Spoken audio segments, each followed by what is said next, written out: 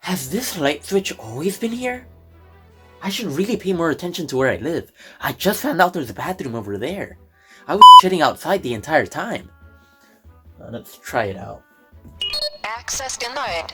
Access denied. 500 guzzles? What the? How am I supposed to wait? What the fuck, guzzle?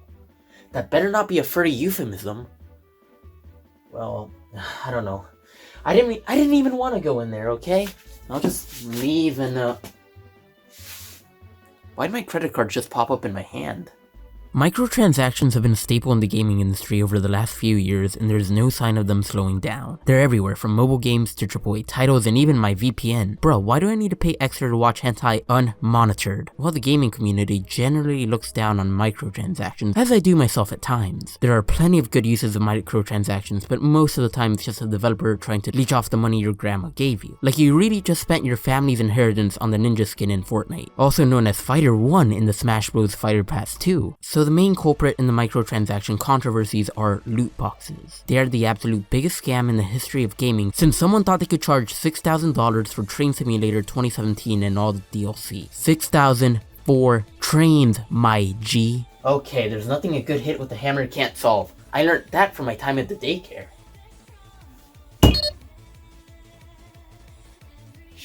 Well, the biggest problem with loot boxes is that you're obviously paying for a chance of getting what you want, meaning that you can spend hundreds of dollars and not get what you wanted. Now, this is fairly common in games involving online multiplayer such as Call of Duty and Battlefront. This tactic is also fairly common in mobile games, with Clash Royale being one of the biggest ones. You have to spend money on chests, hoping you get a legendary card, which gives you an advantage over the other players. This is probably the worst out of all the forms of microtransactions. It gives an advantage to people who have more money to spend on the game, and also encourages little kids who don't have as much money to use their parents' credit cards to buy the loot boxes. Now, of course, the infamous statement of surprise mechanics was used by a representative of EA, and it's such a horrible saying. I mean, yeah, loot boxes are technically surprises, but so is getting a cake full of shit for your birthday. Also, most of the time, microtransactions don't use actual money. They make some type of in-game currency so it doesn't seem as much of a scam. One of the worst uses of loot boxes I've ever seen was in Call of Duty World War II. Every time someone opened the loot box, it would be visible to everybody in the lobby. So if a player got something really good, it would make other players feel jealous and want to make them buy a loot box. But we really about to act like Minecraft didn't do it first?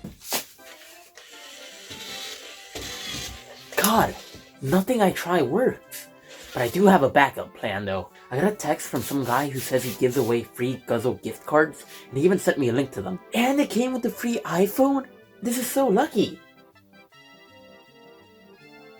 My phone stopped working. There are also direct microtransactions, which are slightly less scammier. You can directly buy the item you want, but most of the time you'll be overcharged, like selling a dot for $5. Anthem was well known for, well, being Anthem, I guess, and also its overpriced microtransaction system. The prices on some of these items were mind-blowing, like you're really charging me $20 for the discount Iron Man. At least Iron Man died with honor. Now, as much as y'all will hate to hear me say this, the microtransactions in Fortnite are probably some of the best implementations of microtransactions in the industry. The Battle Pass is a very good deal since you get a decent amount of skins and can allow you to buy all the following Battle Passes for the price of one skin. Now, I don't play Fortnite anymore, but I appreciate it for not being as scammy as others. Wow, I'm making a video about microtransactions and I haven't even mentioned EA. Obviously, they're a horrible company with some terrible business practices. They're also a major force in why loot boxes are getting banned all around different areas. And they don't even use EA Sports, it's in the game anymore, so what the fuck's the point of y'all's existence?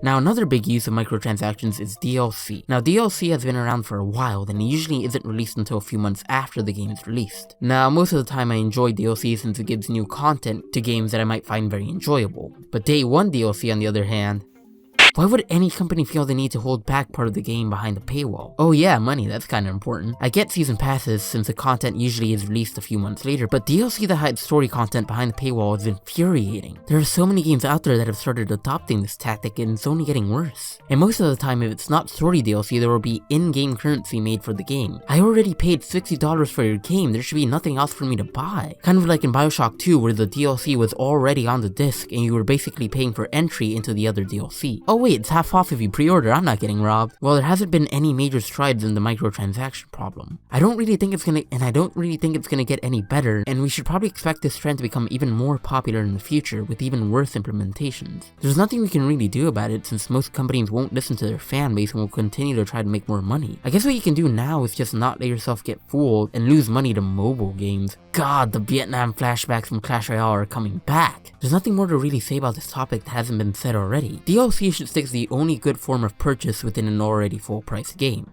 I have tried everything to get more guzzles. I went outside and begged people on the street to give me free guzzles. It was not fun when the cops were called on me because I was scaring some couple's kid. I even made a Reddit post asking people how to get guzzles, but all those comments were unfunny jokes, so that was a lost cause. You know what? Night Switch, you win this time, okay? You win. I'm going to pay you my money. Here we go. Okay, let's see what it does. That is what light switches do, isn't it? God damn.